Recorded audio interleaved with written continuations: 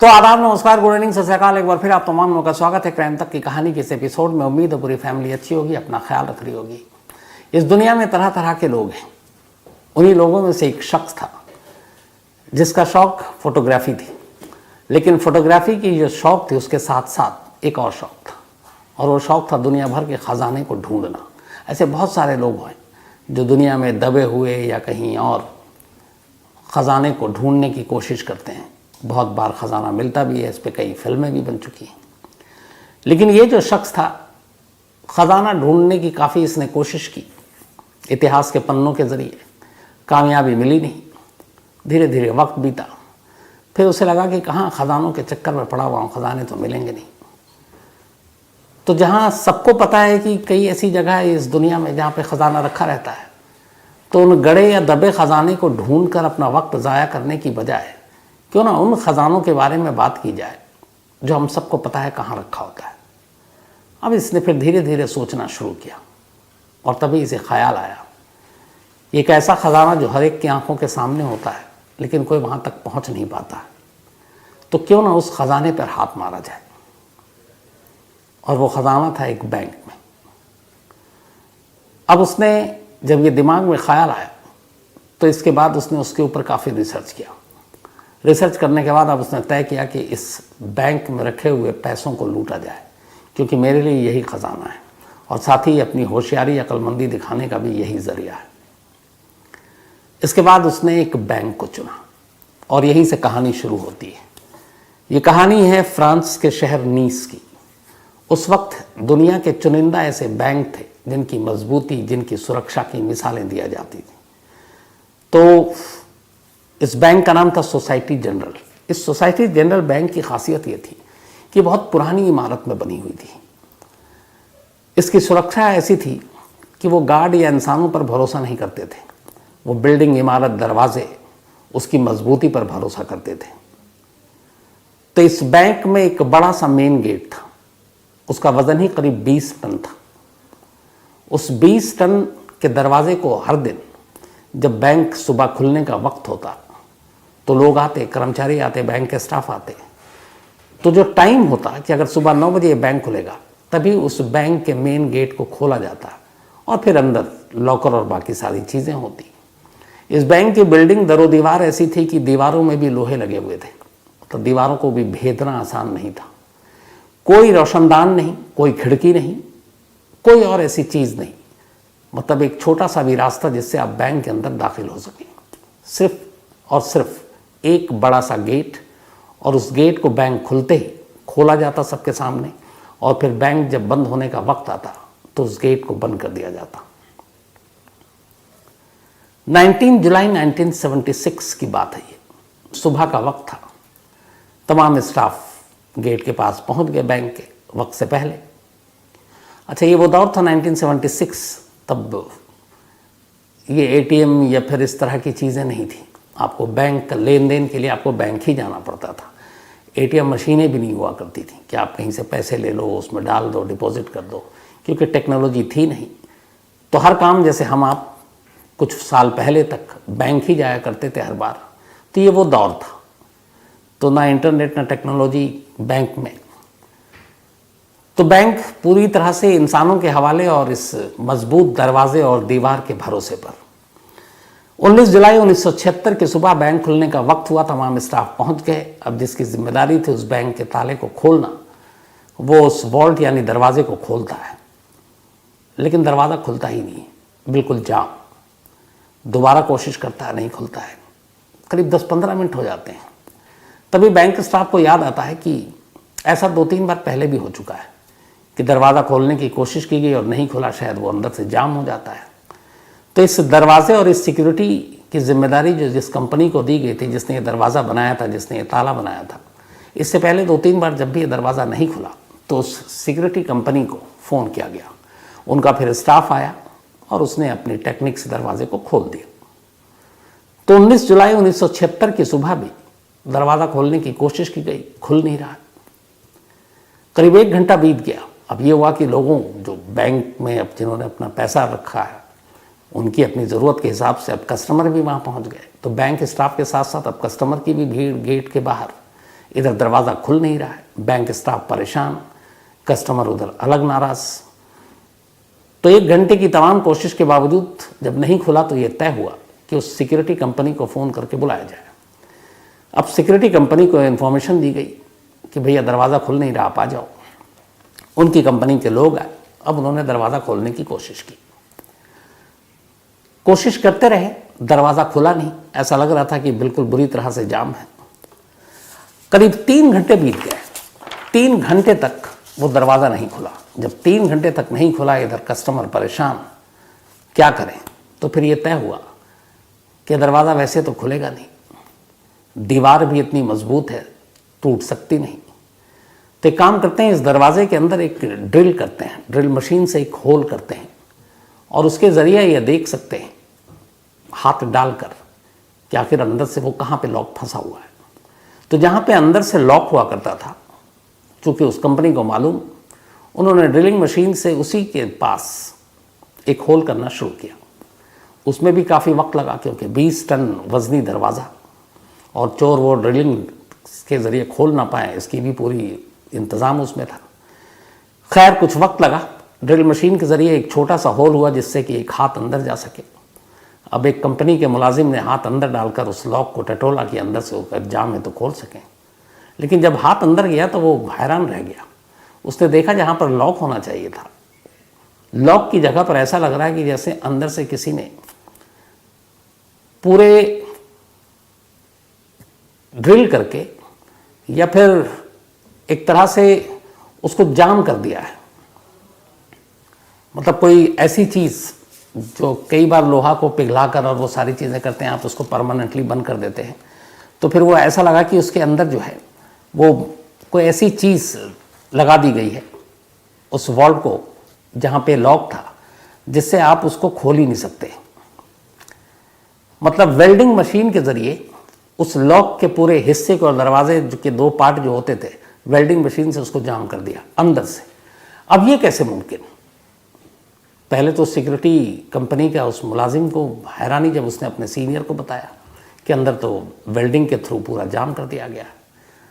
तब बदहवास लोगों ने चारों तरफ देखना शुरू किया, बैंक के दीवारों को, पूरी दीवार सलामत, छत सलामत। तो कौन ऐसा शख्स हो सकता है जो अंदर से वेल्डिंग के ज़रिए पूरे दरवाजे को लॉक कर दे? और जिसने लॉक किया फिर वो अंदर ही होना चाहिए, बाहर आने का कोई दूसरा रास्ता तो है नहीं। लेकिन अभी उससे पहले मुश्किल ये थी कि चलो किसी ने लॉक किया, पहले अंदर तो दाखिल हों ताकि वहाँ का मंजर देखें। अब ये हुआ कि इतना बड़ा होल जिससे एक आदमी कम से कम अंदर दाखिल हो, वहाँ पे कहाँ पे किया जाए? दरवाजे के साथ बहुत वक्त लगता। इधर लोगों की भीड़ बढ़ती जा रही थी। आखिरकार तय हुआ कि एक दीवार के पास वेल्डिंग मशीन से एक इतना बड़ा सुराख किया जाए कि एक आदमी एक बार में आसानी से अंदर दाखिल हो सके। अब उस दीवार में होल करना शुरू किया गया। आखिरकार दीवार में होल किया गया। पहला शख्स अंदर गया। जब वो अंदर गया तो वो अंदर चीख पड़ा। उसने देखा कि अंदर सारे लॉकर टूटे पड़े हुए हैं, सारी तिजोरी गायब, उसके अंदर का रखा हुआ माल गायब। अब धीरे धीरे करके बाकी लोग अंदर गए। अंदर जाने के बाद अब उस वेल्डिंग, जब दरवाजे को देखा अंदर से, तो वेल्डिंग मशीन के ज़रिए बाकी उस पूरे दरवाजे के लॉक और सिस्टम को इस तरह से बंद कर दिया गया था कि आप दरवाज़ा खोल ही नहीं सकते थे, और इसीलिए बाहर से दरवाज़ा खुल नहीं रहा था। अब फिर उस वेल्डिंग जो किया गया था उसको तोड़ा गया, हटाया गया, तब दरवाज़ा खुला। अब अंदर जब उन्होंने देखा कि सारी चीज़ें लुट गई हैं, और फिर उनकी नज़र पड़ी बैंक के अंदर कोई शख्स नहीं, एक गड्ढे पे बहुत बड़े। अब उन्होंने उस गड्ढे को देखा तो लगा ये कुछ सुरंग टाइप है। अब यहाँ से पुलिस की एंट्री होती है, फ़ौरन पुलिस को खबर दी जाती है, पुलिस पहुँचती है, पुलिस बैंक का मुआयना करती है। बैंक का मुआयना करने के बाद जो सबसे पहले पुलिस देखती है, अंदर बैंक के एक दीवार पर एक मैसेज लिखा हुआ था। शायद जिसने बैंक पर हाथ साफ किया था उसने जाते जाते ये मैसेज लिखा था। ये जो मैसेज है था तो फ्रेंच लैंग्वेज में, लेकिन उसका हिंदी में ट्रांसलेशन ये है कि बग़ैर हथियार, बग़ैर नफ़रत के और बिना किसी वायलेंस के, बिना किसी हिंसा के। तो बग़ैर हथियार, बिना नफ़रत और बिना किसी हिंसा के बैंक लूट लिया। अब इससे क्लियर हो गया कि ये बैंक रॉबरी का मामला है। तो ये बैंक की चोरी 900 करोड़ की, लेकिन एक 100 करोड़ बैंक हाइस्ट, 100 करोड़ रुपए की चोरी, कैसे हुई ये चोरी? कुकू एफएम के ऑडियो बुक में आप जाकर ये पूरी कहानी इंटरेस्टिंग सुन सकते हैं कि आखिरकार 100 करोड़ रुपए चुराने के लिए क्या क्या किया होगा। तो डिटेल में ये कहानी कुकू एफएम के ऑडियो बुक पर है, 100 crore bank heist. Kuku FM देश का बेस्ट ऑडियो शो प्लेटफॉर्म है जिसके 15 लाख से ज़्यादा एक्टिव हिंदी पेड सब्सक्राइबर हैं और यहाँ हर महीने 4200 घंटे के कंटेंट्स के साथ ये लगातार बढ़ रहा है। कुकू एफएम ऐप पर 10,000 से ज़्यादा ऑडियो बुक हैं जिसे आप कहीं भी कभी भी सुन सकते हैं, हिंदी में सुन सकते हैं। इसमें biography, business, crime, entertainment, politics तमाम बुक हैं। क्राइम तक फैमिली के लिए इस वक्त एक खास ऑफर है। कुकू एफएम ऐप के पहले महीने के सब्सक्रिप्शन पर पूरी क्राइम तक फैमिली के लिए 50% डिस्काउंट है। यानी पहले महीने के लिए सिर्फ 49 रुपये में आपको 10,000 ऑडियो बुक का ऐसा खजाना मिलेगा जिसे आप जहाँ चाहें सुन सकते हैं और अपना ज्ञान बढ़ा सकते हैं। इस वक्त आप अपनी स्क्रीन पर एक QR कोड देख रहे हैं, इसे स्कैन करके direct Kuku FM app download कर सकते हैं। और इसके अलावा क्राइम तक फैमिली के लिए नीचे दिए गए डिस्क्रिप्शन बॉक्स में लिंक को क्लिक करें और कूपन कोड CRIME50 लगाएं, जिससे पूरी फैमिली को 50% डिस्काउंट के साथ 99 रुपये का सब्सक्रिप्शन सिर्फ 49 रुपये में मिलेगा। पुलिस ने मामले की तफ्तीश की। अब उस सुरंग को पे जब नज़र पड़ी पुलिस की टीम की, तो उस सुरंग में मजबूरी थी किसी को उतार कर देखना कि इसका दूसरा सिरा कहाँ जाकर खुलता है। खैर पुलिस की टीम जो है सुरंग में उतरी। सुरंग में अंधेरा। अब वो अंधेरे में चलते गए। चलते चलते जब वो सुरंग के दूसरी तरफ निकले तो पता चला कि वो उस शहर के एक अंडरग्राउंड सीवरेज होती है उसकी लाइन थी। और वो शहर के एक खास जगह पे सीवर के पास से बाहर निकले। जहाँ पे वो सीवर निकल रहा था वहाँ पे बिल्कुल सुनसान टाइप की जगह थी। तो अब बैंक से इस सीवर के बाहर पुलिस की टीम निकली तो ये अंदाज़ा हो गया कि जो बैंक के लुटेरे थे उन्होंने सुरंग खोदी, इस सीवरेज लाइन के थ्रू बैंक तक पहुँचे, बैंक को लूटा और इसी रास्ते से वापस चले गए। अब ये क्लियर हो गया कि मामला बैंक रॉबरी का। अब पुलिस को बैंक के अंदर से भी कुछ चीज़ें मिली, सुरंग के अंदर से भी कुछ चीज़ें मिली, बैंक के अंदर से उन्हें बहुत सारे खाने पीने की चीज़ें मिली, कुछ खाई हुई, कुछ आधी खाई हुई। उन्हें लगा कि जो भी चोर था बड़ी तसल्ली से उसने खाना खाया क्योंकि खाने की मात्रा इतनी ज़्यादा थी। इसके अलावा उनको 27 गैस सिलेंडर मिला जो शायद बैंक के जो अंदर के तिजोरियाँ थी उनको काटने के लिए इस्तेमाल किया गया था। वेल्डिंग टॉर्च जलाई थी। तो ये सारी चीज़ें इशारा कर रही थी कि ये पूरा मामला एक प्री प्लान चोरी का था। इतना ही नहीं, जिस सुरंग के ज़रिए सीवर के थ्रू पुलिस की टीम निकली तो वहाँ पे वेंटिलेशन मशीनें भी लगी हुई थी ताकि हवा जो है फ्रेश एयर वो ले सकें ताकि अंदर दम घुट ना जाए। तो इतने सारे तामझाम के साथ शहर के एक सबसे सुरक्षित बैंक के अंदर एक चोर चोरी कर चुका था। अब हिसाब किताब लगाना शुरू किया गया। जब हिसाब किताब लगाना शुरू किया गया तो उस वक्त जो रिपोर्ट आई वो ये थी कि 20 मिलियन से भी ज़्यादा, यानी कि डॉलर में अगर कहें तो 110 मिलियन डॉलर और इंडियन करेंसी में कहें तो करीब 900 करोड़ रुपए कैश और ज्वेलरी उस बैंक की तिजोरी से गायब हो गए थे जो अलग अलग लोगों के थे। 900 करोड़, ये उस वक्त की सबसे बड़ी चोरी थी। इस चोरी की खबर पूरी दुनिया की मीडिया में आई, फ्रंट पेज पे खबरें छपी और इस चोरी के तरीके पे लोग हैरान थे कि कैसे ये चोरी हुई। अब पुलिस के ऊपर, फ्रेंच पुलिस पर दबाव कि इस चोरी के केस को सुलझाएं। फ्रेंच पुलिस ने अपनी स्पेशल टीम बनाई, लोगों को लगाया। 3 महीने बीत गए। 3 महीने तक कोई जानकारी नहीं मिली। अब अक्टूबर का महीना आ गया, अक्टूबर 1976। पुलिस अब भी कोशिश कर रही है 900 करोड़ रुपए के चोरों को पकड़ने की और हाथ खाली है। 3 महीने के बाद अक्टूबर 1976 में एक लड़की अचानक एक पुलिस स्टेशन में पहुंचती है इसी नीस शहर के और वहां जाकर कहती है कि मुझे इस बैंक चोरी के बारे में जानकारी है। अब पुलिस को और क्या चाहिए। उसने कहा कौन क्या। वो एक शख्स का नाम बताती है, कहती है कि वो मेरा बॉयफ्रेंड है और मुझे कल ही पता चला उसकी बातचीत से उसके पास काफ़ी अचानक पैसे आ गए कि उसने इस बैंक को लूटा है। तो मेरा एक शहरी के नाते फ़र्ज़ है कि पुलिस को इन्फॉर्म करूं। पुलिस ने उसको थैंक्स बोला और फिर उसका नाम पता हुलिया सब जगह लिया और कुछ घंटे के बाद ही 3 महीने के बाद इस बैंक की चोरी का पहला चोर पुलिस के शिकंजे में था। अब पुलिस ने जब उसको पकड़ा, उससे पूछताछ की गई तब उसने अपने बाकी गैंग के लोगों के नाम बताने शुरू किए। जब सारे गैंग के लोगों को पकड़ लिया तो पुलिस हैरान थी, क्योंकि वो सारे छोटे मोटे चोर थे, छोटे मोटे गिरोह चलाते थे। पुलिस यकीन नहीं कर पा रही थी कि इतनी ज़बरदस्त प्लानिंग के साथ इतनी बड़ी बैंक की सुरक्षा को भेदते हुए उस बैंक से 900 करोड़ रुपए की लूट इन छोटे मोटे चोर उचक्कों का काम नहीं है। पुलिस अब उन सारे लोगों से बार बार पूछती रही। आखिरकार फिर उस गैंग के एक दो लोगों ने अपना मुंह खोला और उन्होंने कहा कि असल में हमारे इस गैंग का जो मास्टरमाइंड है इस चोरी का, वो कोई और है, और वो अभी हम में से नहीं है, पकड़ा नहीं गया। किसी ने भी अपने मास्टरमाइंड और इस गैंग के सरगना का नाम नहीं लिया था। उन दो लोगों ने ले लिया। नाम पता चला अल्बर्ट स्पाजियारी। अल्बर्ट स्पाजियारी इटली का रहने वाला था और ये पेशे से एक फोटोग्राफर था, और फोटोग्राफी के साथ साथ इसको गड़े और दबे खजाने को ढूंढने का शौक था। अब जब ये नाम पुलिस के सामने आया, पुलिस ने जाल बिछाया और आखिरकार अल्बर्ट स्पाजियारी भी अब उनके शिकंजे में आ गया। अब उससे पूछताछ शुरू हुई। जब पूछताछ शुरू हुई तब उसने बताया कि मैं दुनिया भर में बहुत सारे ख़जाने की तलाश में भटकता रहा, कामयाबी मिली नहीं। तब मैं इस शहर में आया और इस शहर में आने के बाद मैंने भी इस बैंक में अपना अकाउंट खुलाया, और इस अकाउंट को खुलवाने के बाद अब मुझे लगा कि ख़जाने के पीछे कहाँ इधर उधर भागते रहो, क्योंकि मुझे इस बैंक के बारे में असलियत पता चल गई थी कि इस बैंक में बहुत सारे पैसे हैं, यानी ख़जाने हैं। तो इसी सोसाइटी जनरल बैंक में फिर मैंने अपना अकाउंट खुला लिया। अकाउंट खोलने के बाद अब मैं अक्सर बैंक आता और अब मैंने प्लानिंग करनी शुरू की। सबसे पहले उसने इस बैंक में एक लॉकर लिया।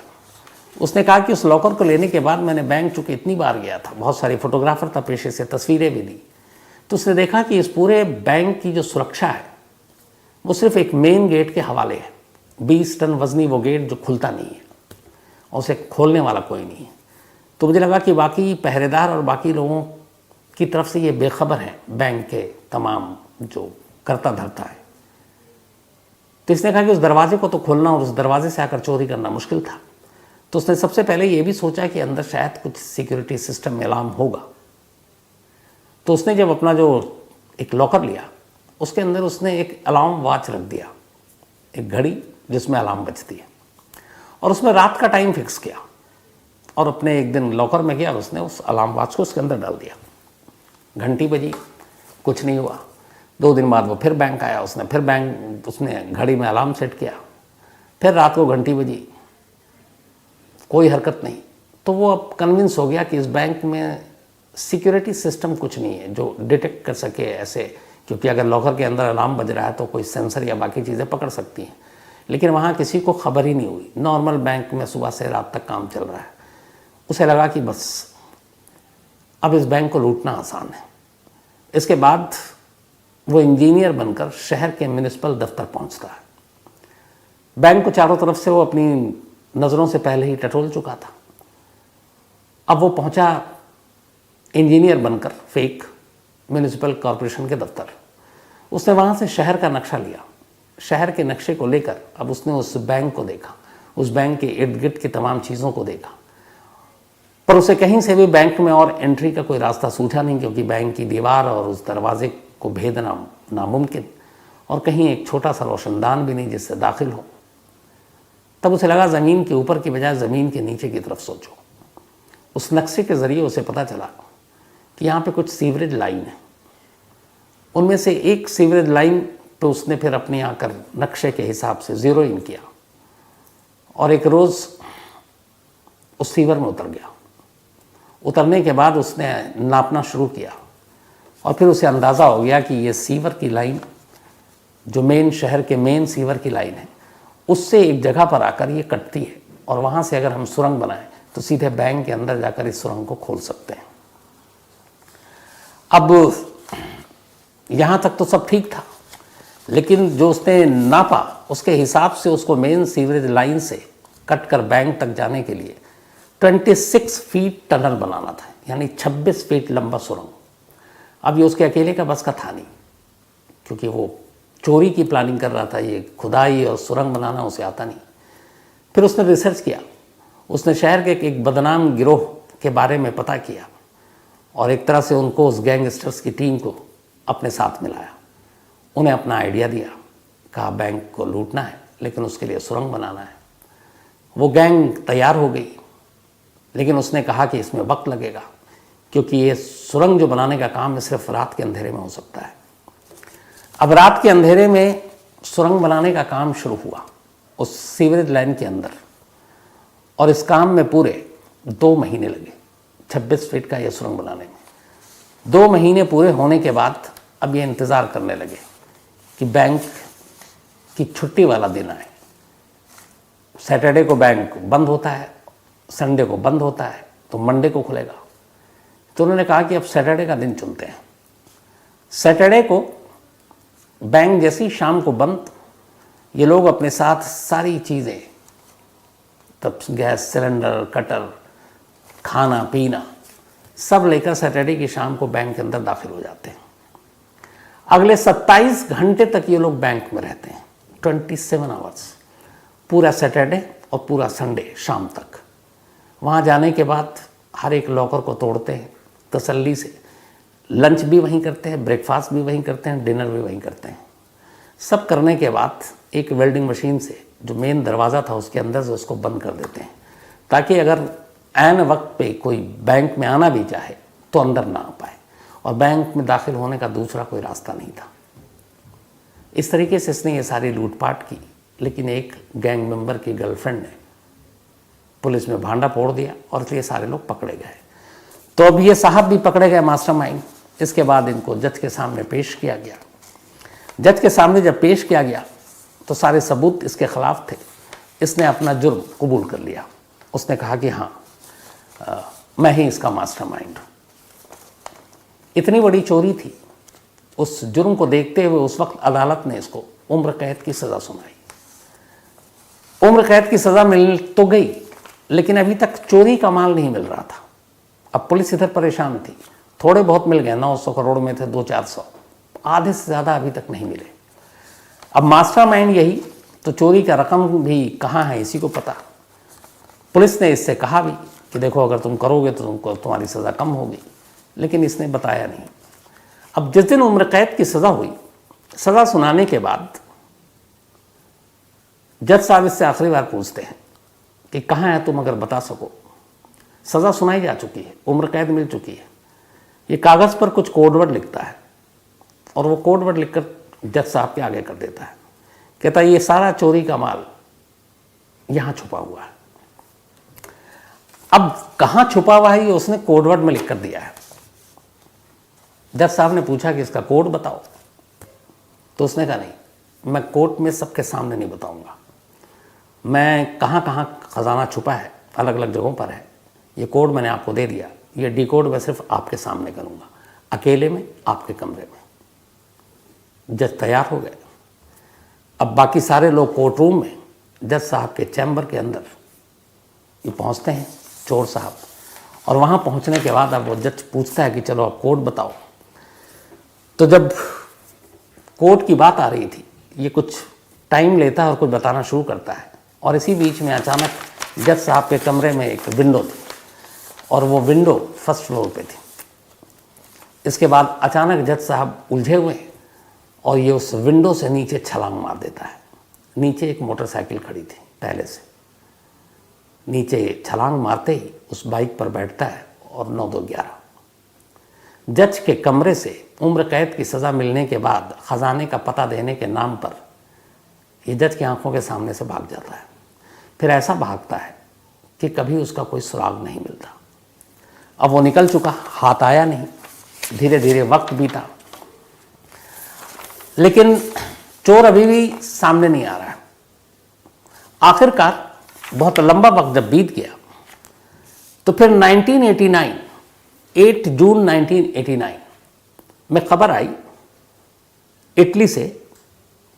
अल्बर्ट की मां ने कहा कि उसके बेटे की मौत हो गई है इटली में। 8 जून 1989 को पूछा गया कि कैसे मौत हुई। उन्होंने कहा मुझे भी नहीं मालूम। कुछ लोग मेरे बेटे की डेड बॉडी को मेरे घर के बाहर रख कर चले गए। तो ये आज भी एक राज है कि अल्बर्ट की मौत कैसे हुई, किन लोगों ने मारा या फिर नेचुरल डेथ हुई, और वो कौन लोग थे जो उसकी डेड बॉडी को उसके घर के बाहर चले गए। लेकिन इससे पहले जब ये वहाँ से भागा था तब अल्बर्ट ने एक टीवी इंटरव्यू दिया था, और उस टीवी इंटरव्यू में उसने डिटेल में बताया था कि उसने इस चोरी की प्लानिंग कैसे की थी। वही डिटेल जो अभी मैंने आपको थोड़ी देर पहले सुनाई। तो ये थी उस वक्त की सबसे बड़ी चोरी। और कमाल की बात यह कि चोर जज के कमरे से भी भाग गया, और ऊपर से कमाल की बात यह कि उस लूट की रकम में से ज़्यादातर रकम कहाँ है आज भी वीनस या फिर पुलिस को नहीं मालूम। तो कहानी में आज इतना ही, लेकिन कहानी ख़त्म करूं कल भी भूल गया था, और इत्तेफाक से आज thank you so much crime तक फैमिली के हो, क्योंकि अब 8 मिलियन की ये फैमिली हो गई है। खबर सुनाने में इतना बिजी था कि कल याद ही नहीं रहा, लेकिन बहुत बहुत आप तमाम लोगों का शुक्रिया, बल्कि आप ही की वजह से है। और 8 मिलियन का अब ये परिवार हो चुका है, तो पूरी टीम को बहुत बहुत बधाई, मुबारक। अब कहानी ख़त्म करूं उससे पहले वही अपना सिलसिला। आज रचित शर्मा, इनका जन्मदिन है तो हैप्पी बर्थडे रचित। इसके अलावा धर्म मिश्रा, इनका भी बर्थडे है तो हैप्पी बर्थडे धर्म जी। और बल्कि इनका 10 को था तो बिलेटेड हैप्पी बर्थडे। और ये अजंता मिश्रा जी ने भेजा है, उनके हस्बैंड हैं शुएब अंसारी, इनका भी जन्मदिन है तो हैप्पी बर्थडे शुएब। और ये मकसूद ने भेजा है, साथ ही सुमी रंदीक, इनका भी आज जन्मदिन है तो हैप्पी बर्थडे सुमी रंदीक जी। और ये दीपांकर बारगुहाई ने भेजा है, ये सीआरपीएफ में जम्मू कश्मीर में पोस्टेड है और उनकी वाइफ है ये। दिलीप कुमार का भी जन्मदिन है तो हैप्पी बर्थडे दिलीप। और तुलसी कुमार दास ने भेजा है, साथ ही अस्तित्व उर्फ आयु, इनका भी जन्मदिन है तो हैप्पी बर्थडे अस्तित्व। और श्वेता यादव, अखिलेश यादव और सौरभ यादव ने भेजा है। भानु प्रताप शर्मा, इनका भी जन्मदिन है तो हैप्पी बर्थडे भानु जी। और अरविंद शर्मा ने भेजा है। इसके अलावा नीलांचल 9 को इनका बर्थडे था तो belated happy birthday Nilanchal, and sorry उस दिन मैं भूल गया था।